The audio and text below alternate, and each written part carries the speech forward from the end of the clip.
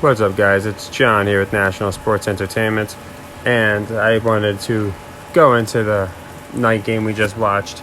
I think a lot of what I really liked about this game is I love reading the comments and having conversations with you guys, because there was just so much. I feel like there was 50,000 times more football IQ, and not even football IQ, just IQ as regarding the lines in Vegas and what's going on in our comment section than there is on any of the NFL or any of these mainstream or even these other pick channels, because people are bringing forward great reasons as to why, and very well thought through reasons as to why a team's going to win, lose, cover, not cover.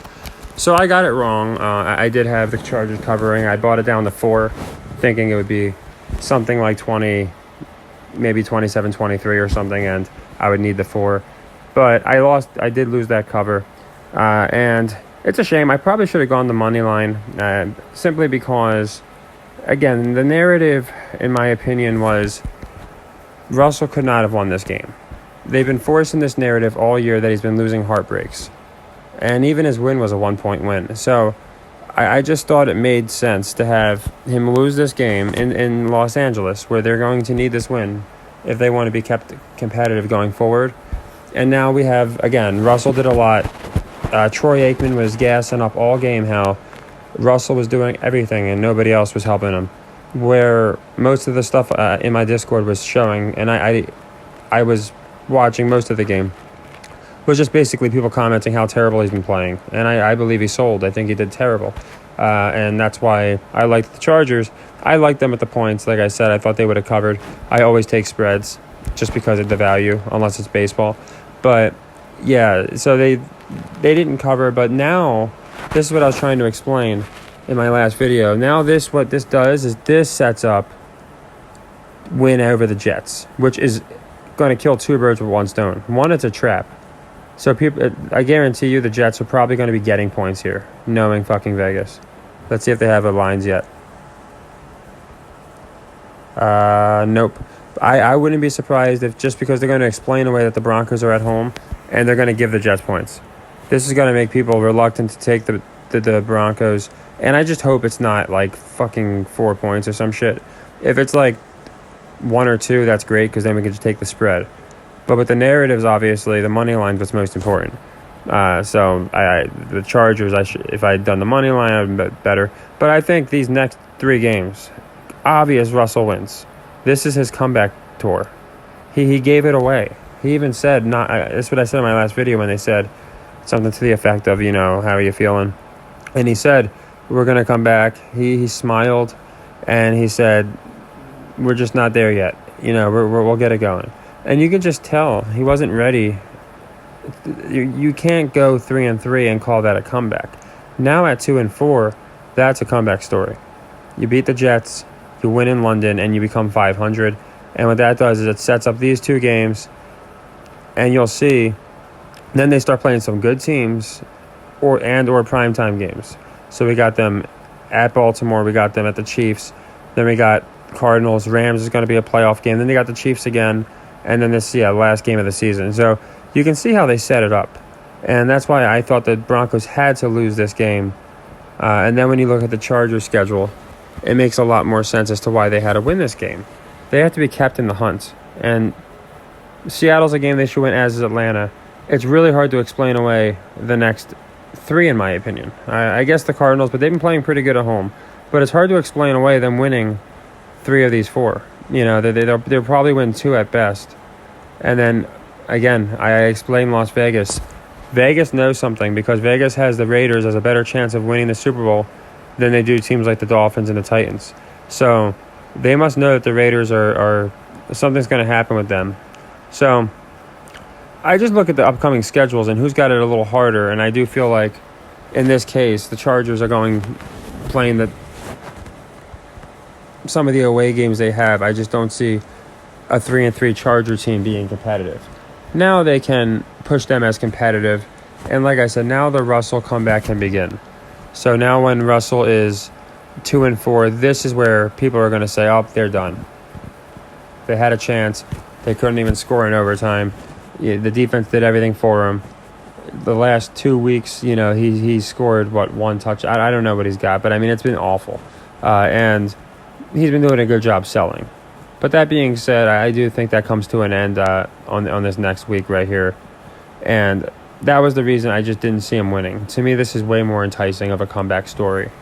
And it was just so obvious that's what they were pushing. Now, the other bet we did was the Yankees, which was postponed. Now, it was interesting because I don't think Nestor Cortez is that much better than... let me see here. Because he wasn't the original pitcher. It was Jameson Talon, whatever his name is. I could be wrong, but I don't think Cortez is that much better. Maybe he is. But it seems like shenanigans. Of course, we had it postponed, so we got our money back. But since we got our money back, I'm just going to make this the second leg of the Denver game. So if you had picked Los Angeles straight up or something, or you picked the Denver run line, or the Denver to cover the spread, then you're good. But if, like me, you picked the -4 or the -4.5, this is my second leg. And they moved the Yankees from about -140 to -162 here. So I genuinely believe. And Marco in the last video had pointed out, I want to give him credit because I forgot his name. I didn't forget his name. I just forgot who made the comment. In the last video, I was explaining, not the last one, but I make a lot. The one with the Bengals versus the Saints, I was explaining why I thought Dalton was going to get redemption. He pointed out to me that being in Louisiana, it's going to be big for Burrow and for Chase. Well, sure enough, not only did they both have career games, but they kept showing them. They showed them arriving to the arena in their alma mater, jerseys. Chase was wearing Burrow, and Burrow was wearing Chase's alma mater jersey. So. And they wound up destroying it. So Marco is very on point. And the reason I brought it up is I saw he just commented.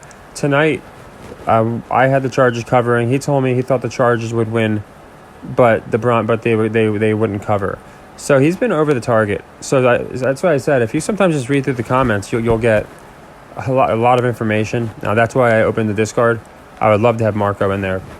But yeah, it's just Russell tanked. He threw that game. It's as simple as that. He needs to look weak, like he can't adjust to the system, like nobody's helping him, like it's Russell versus the world, because that's what's going to make a very entertaining matchup versus him and Mahomes or something later in the season. And that's just what I expect. But as I was saying, this is our second leg, and since they move the odds so much, this is usually to entice people not to take the Yankees. They'll say, it's a 5-game series, or whatever, or 7-game series, whatever.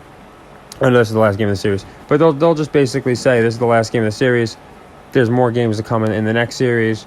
I like the odds. So a lot of people just will play the odds with baseball. And in this case, the Yankees' odds aren't great. And this is also going to entice people to take the run line -1.5.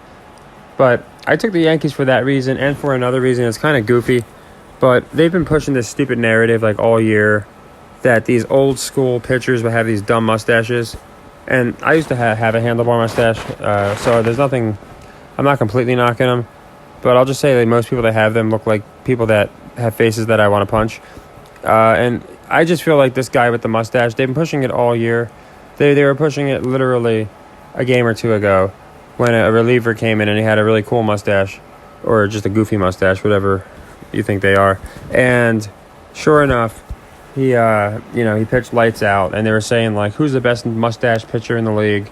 And Nestor Cortez, of course, was on that list. So, to me, I know it sounds goofy. I genuinely think with his mustache, he's going to pitch a lights out game for the Yankees tomorrow. I think that's why they changed the pitchers. But most people don't care about the pitchers. Some do, but some are just looking at it as it's the playoffs, and it's going to be the better team's going to win, or they're just looking at the odds. So I do like the Yankees. I think they pushed Nestor Cortez, the mustached man, and Yankees-Astros to me just is such a better draw than Guardians. There's enough underdogs in my opinion, that having the Guardians advance doesn't do anything. Now there's no more Davids to conquer. So I like the Yankees. That's my second leg here of the Chargers not covering right here. And that's essentially it. As I said, as you can see, I just have MNF Monday Night Football for our second leg of an outstanding Baltimore game. The reason I did that was because next week is going to be the week Bill Belichick inevitably passes Hallis for all-time wins. So I just thought that was a lock, so I put that in there. So we'll be picking that too.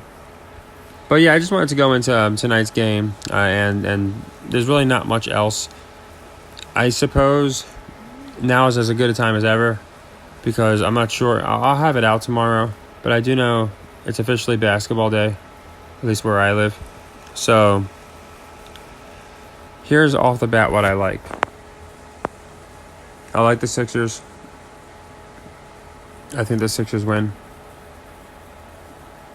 I always pick the spread, so I'm probably going to pick the spread, maybe by a point, because I don't like to pick winners. Like I said, I had the Chargers winner right, but it didn't really work out for me. So sometimes those 2-3 points make a big difference. I think they want the Sixers to start off strong this year. Ime Udoka, all I really know is, he got benched or suspended for the year.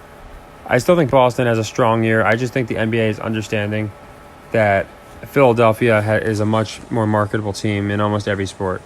That's why you saw the Sox fall apart.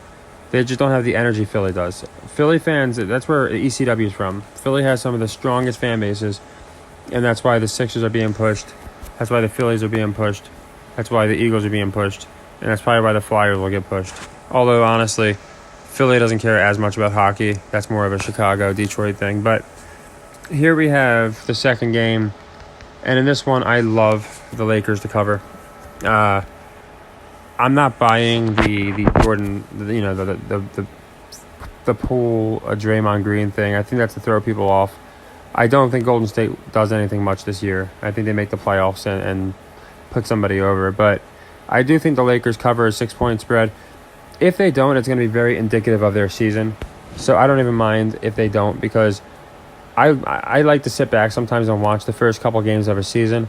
And in this case, while I would like to, I also feel like I don't think they're going to have the Warriors come out and win by more than 2 or 3 points here.